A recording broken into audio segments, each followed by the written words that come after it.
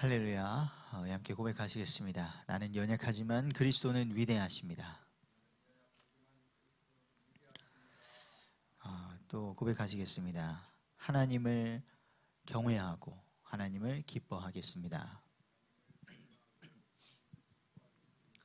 아멘. 오늘 나눌 말씀의 제목은요, 하나님을 두려워하고 기뻐하자. 하나님을 두려워하고 기뻐하자입니다. 다윗은 하나님을 정말 기뻐했죠. 또 하나님을 경외했습니다. 그래서 이제 왕이 되었고 또 많은 승리를 경험했지만 블레셋 사람들이 온 르비딤을 채워서 쳐들어왔을 때에 하나님께 여쭙습니다. 하나님, 제가 치러 가도 되겠습니까? 하나님은 가라, 내 손에 붙였다. 한번 완전히 무찌르죠. 그리고 또다시 블레셋 사람들이 가득하게 옵니다. 지난번에 승리가 분명했음에도 불구하고 다시 다윗이 하나님께 여쭙습니다. 하나님, 블레셋을 치러 가도 되겠습니까? 그랬더니 두 번째는 하나님께서 올라가지 말고 그로 뒤로 돌아가서 기습하라. 같은 상황에 같은 기도를 드렸는데 하나님께서 다른 응답을 주셨습니다. 우리 모든 성도님들이 이렇게 우리의 신앙 생활에 익숙해지지 않고 타성해졌지 않고 하나님과의 날마다 새로운 관계 속에서 기도의 기쁨을 누리셨으면 좋겠습니다. 이제 다윗이 왕이 되었고요. 드디어 무엇이 등장하느냐? 여호와의 궤가, 하나님의 궤가 나타납니다. 원래 하나님의 궤는 이스라엘 백성들을 계속해서 인도해 나갔던 중요한 하나님의 임재를 또 나타내는 도구였죠. 그런데 이 궤가 잊혀졌습니다.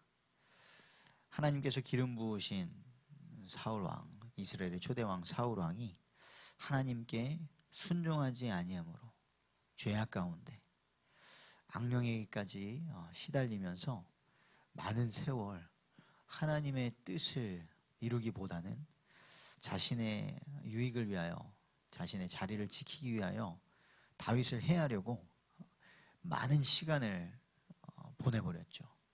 그 사이에 하나님의 궤는 나타날 시간이 없었습니다. 그런데 이제 하나님의 마음에 합한 자 다윗이 온 이스라엘 왕이 되고 나서 하나님의 궤가 나타난 때가 된 것이죠. 우리가 우리의 개인의 신앙과 또 우리의 신앙을 지도해주고 인도해주는 교회와 또 우리가 속한 이 나라를 위하여 기도하면서 언제라도 하나님의 임재, 하나님의 그 존재가 잊혀지지 않기를 간절히 소망합니다. 이 여호와의 궤를 가져오는데 이 여호와의 궤는 어떻게 불렸되죠? 그 궤는 그룹들 사이에 좌정하신 만군의 여호와의 이름으로 불리는 것이라. 우리 하나님은 천군 천사 그룹들 사이에 좌정하셔서 만군의 하나님이 되시는 여호와 하나님, 모든 전쟁이 하나님께 속하였고요, 만물을 다 통치하시는 하나님이신 줄 믿습니다. 그 하나님은 마땅히 우리의 경배의 대상이고요, 또 그 하나님께서 이 능력과 권능의 하나님께서 우리를, 아무것도 아닌 우리를 하나님의 형상으로 만드셔서 자기의 백성 삼아주셨다는 것입니다. 너무나 귀한 축복이 아닐 수 없습니다. 이 궤를 다윗은 이제 기뻐함으로 가지고 오는 것이죠. 드디어 여호와의 궤가 이스라엘의 영광 받으시면서 또 이 이스라엘 나라를 통하여 온 열방이 여호와 하나님의 살아계심을 이제 알게 하는 것이다. 얼마나 큰 꿈과 소망이 있었겠습니까? 그런데 문제가 있었습니다. 이 하나님의 괴를 수레에 싣고 이제 아비나답의 집에서 나옵니다. 다윗성 예루살렘으로 옮겨오는데 아비나답의 아들 아효와 우사가 이 수레를 몰고 오는 것이죠. 하지만 우리가 하나님을 경외하고 하나님을 예배하는 데 있어서 그 하나님을 두려워하는, 또 하나님을 기뻐하는 마음도 중요하지만 올바른 방법도 중요합니다. 우리가 거룩한 이 목적도 중요하지만 그 목적을 이루기 위한 수단과 방법도 모두 중요한 것이죠. 하나님께서는 이미 이 언약궤를 만들 때에 율법을 주셨습니다. 이 언약궤는 제사장과 레위 지파가 옮겨야 하는 것이고요. 그 언약궤는 만들어진 것이 하나님께서 직접 디자인해 주신 것이 딱 봉을 꽂아서 들어서 옮기는, 그렇게 만들어진 것입니다. 그런데 다윗은 왕이었지만 하나님의 말씀을 거스를 수 있는 자가, 하나님의 율법을 거스릴 수 있는 자가 아닙니다. 사울 왕이 그렇게 자기의 마음대로 제사하고 하나님께 순종하는 것보다 자신의 마음대로 행하다가 하나님께 저주와 벌을 받게 되었죠. 다윗도 예외가 아닙니다. 그래서 이 수레에 싣고 옮겨오는 중에 소들이 갑자기 나곤의 타작마당에서 뛰었습니다. 그 언약궤가 수레에서 떨어지려고 하잖아요. 떨어지면 안 되잖아요. 그러니까 그것을 본 뒤에서 따라오던 우사가 잡아서 떨어지지 않도록 합니다. 하지만 8절에 여호와께서 우사를 치심으로 우사가 죽습니다. 너무나 두려운 상황입니다. 그리고 정말 마음이 아픈 상황이었죠. 9절에 그 상황을 보고 다윗이 그날에 여호와를 두려워하여 이르되 여호와의 궤가 어찌 내게로 오리요. 그렇습니다. 우리는 마땅히 하나님을, 우리를 구원하신 하나님 감사합니다, 기뻐합니다 합니다. 우리가 기뻐 뛰며 주님을 찬양하고 주님께 가까이 나아가기를 힘써야겠는데, 그렇지만 언제나 우리는 하나님의 그 권세 앞에, 권능 앞에, 위험 앞에 우리는 엎드려야 하는 것이죠. 하나님을 두려워하고 하나님을 기뻐하는 것이 우리의 신앙에 항상 있어야 합니다. 그래서 자칫 잘못하면 난 이제 구원받았으니까 괜찮아 하면서 방종할 수도 있고 경거망동할 수도 있습니다. 하지만 하나님의 공의는 한 번도 무너진 적이 없습니다. 하나님은 율법을 폐하신 적이 없고요. 그리스도를 통하여서 완성하신 것이죠. 그래서 이 언약궤는 잠시 오다가 멈추어서 오벳에돔의 집에, 가드 사람 오벳에돔의 집에 맡겨집니다. 그리고 놀랍게도 그 언약궤가 오벳에돔의 집에 있는 석 달 동안 그 온 집이 복을 받았다라고 합니다. 하나님의 임재가 머무는 곳에 하나님의 놀라운 복이 함께하는 줄 믿습니다. 우리는 이렇게 하나님의 은혜로 구원을 받은 자들입니다. 그렇다고 결코 하나님의 그 위대하심, 하나님의 심판을 결코 잊어서는 안 되겠습니다.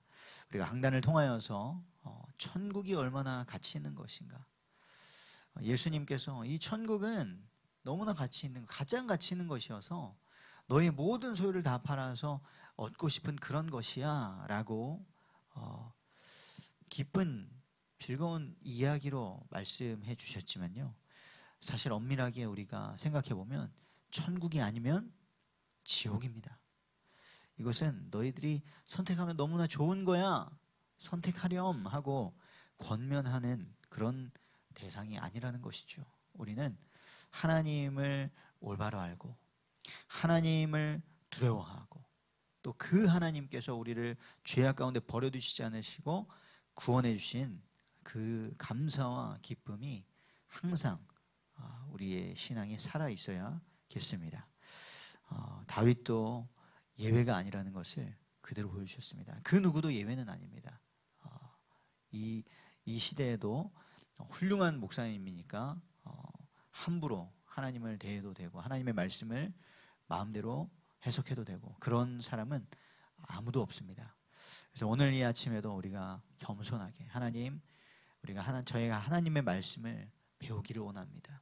그 하나님의 말씀이 살아서 저의 마음과 삶에 역사하여 주시고 변화시켜 주시고 또 저를 또 제가 있는 모든 현장의 영혼들을 구원하여 주시옵소서. 우리가 함께 기도하게 되기를 원합니다.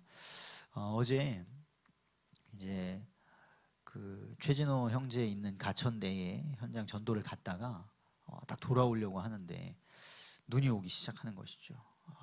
그래서 돌아오는데요. 돌아올 수가 없었습니다.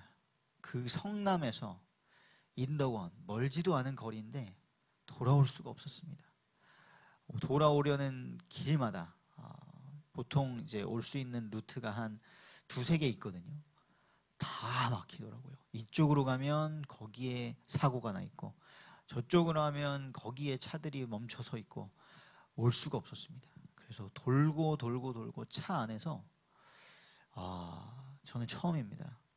5시간을 넘게 그냥 마치 갇혀 있는 것처럼 있었습니다. 그런데 그렇게 저녁을 먹고 7시 좀 넘어서 출발했는데 새벽 1시가 넘어서 돌아올 수 없었거든요. 하지만 계속해서 또 생각하고 기도하고 하나님 무엇입니까? 그런데 새벽 1시가 넘어가니까 이제 땅도 어느 정도 정리가 되고 차들도 어느 정도 빠지고 돌아올 수 있게 되더라고요. 알았습니다. 아무리 하고 싶어도 하나님께서 허락하시지 않으시면 될 수가 없구나. 다윗이 아무리 언약궤를 옮겨오고 싶어도 방법이 틀리거나 하나님의 시간표가 아니거나 뜻이 아니면 할 수 없는 것입니다. 그렇지만 하나님의 뜻은 반드시 이루어지고요. 하나님의 시간표는 반드시 옵니다. 오늘 이 새벽에 우리가 기도하면서 하나님, 오늘이 하나님의 뜻이 이루어지는 우리가 하나님 앞에 온전히 말씀에 합당한 삶이 회복되어지고 하나님의 인도하심이 나타나는 그런 복된 날이 되게 하옵소서. 기도하는 그런 시간이 되기를 원합니다.